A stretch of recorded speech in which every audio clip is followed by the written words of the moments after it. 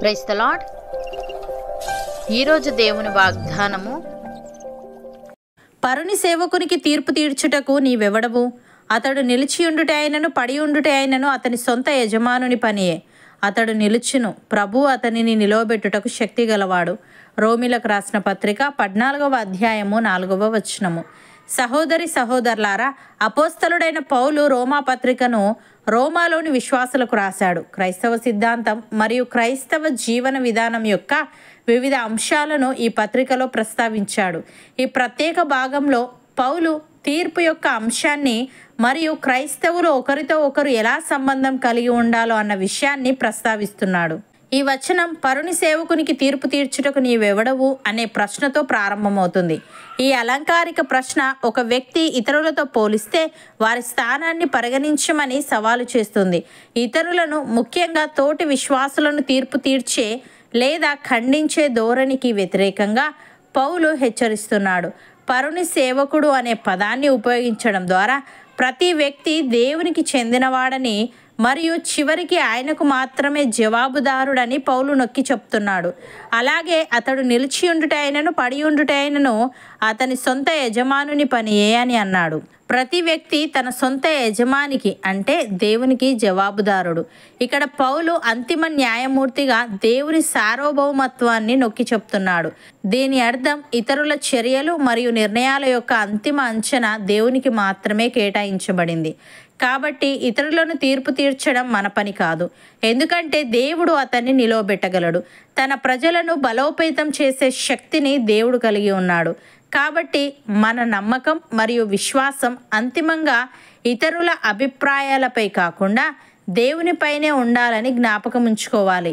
ఈ అవగాహన ఇతరుల చర్యలు మరియు ఉద్దేశాలను అంచనా వేయడంలో వినయం మరియు మన స్వంత పరిమితులను గుర్తించడానికి దారితీస్తుంది.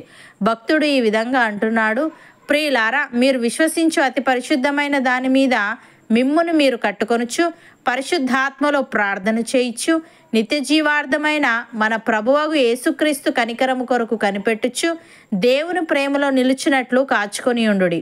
సందేహపడు వారి మీద కనికరము చూపుడి. అగ్నిలో నుండి లాగినట్టు కొందరిని రక్షించుడి. శరీర సంబంధమైన వారి అపవిత్ర ప్రవర్తనకు ఏమాత్రము నొప్పుకొనక దానిని అసహించుకొనుచు భయముతో కొందరిని కరుణించుడి. తొట్టిల్లకుండా మిమ్మును కాపాడుటకును తన మహిమ ఎదుట ఆనందముతో మిమ్మును నిర్దోషులనుగా నిలవబెట్టుటకును శక్తిగల మన రక్షకుడైన అద్వితీయ దేవునికి మన ప్రభువైన యేసుక్రీస్తు ద్వారా మహిమయు మహత్యమును ఆధిపత్యమును అధికారమును యుగములకు పూర్వమును ఇప్పుడును సర్వయుగములను కలుగునుగాక అని. ప్రియులారా, మీరు తీర్పు తీర్చకుడి, అప్పుడు మిమ్మును గూర్చి తీర్పు తీర్చబడదు. మీరు తీర్చు తీర్పు చొప్పుననే మిమ్మును గూర్చి తీర్పు తీర్చబడును. మీరు కొలుచు కొలత చొప్పుననే మీకును కొలవబడును. నీ కంటిలోనున్న దూలము నెంచక నీ సహోదరుని కంటిలోనున్న నలుసును చూచుటయేలా? నీ కంటిలో దూలముండగా నీవు నీ సహోదరుని చూచి కంటిలోనున్న నలుసును తీసివేయనిమ్మని చెప్పనేలా? వేషధారి, మొదట నీ కంటిలోనున్న దూలమును తీసివేసుకొనుము, అప్పుడు నీ సహోదరుని కంటిలోనున్న నలుసును తీసివేయుటకు నీకు తేటగా కనబడును. యాకోబు భక్తుడు ఈ విధంగా అంటున్నాడు, దేవుని యొద్దకు రండి, అప్పుడు ఆయన మీ యొద్దకు వచ్చును. పాపులారా, మీ చేతులను శుభ్రము చేసుకొనుడి. ద్విమనస్కులారా, మీ హృదయములను పరిశుద్ధపరచుకొనుడి. వ్యాకులపడుడి, దుఃఖపడుడి, ఏడువుడి. మీ నవ్వు దుఃఖమునకును మీ ఆనందము చింతకును మార్చుకొనుడి. ప్రభు దృష్టికి మిమ్మును మీరు తగ్గించుకొనుడి, అప్పుడు ఆయన మిమ్మును హెచ్చించును అని.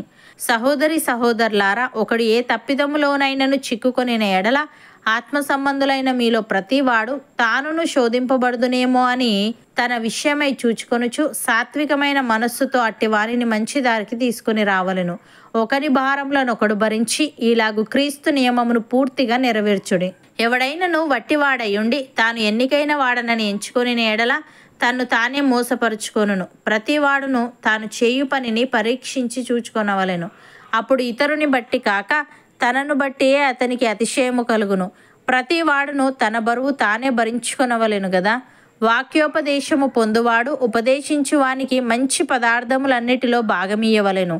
అవును అన్నవారు నాతో పాటు ప్రార్థనలో ఏకీభవించండి.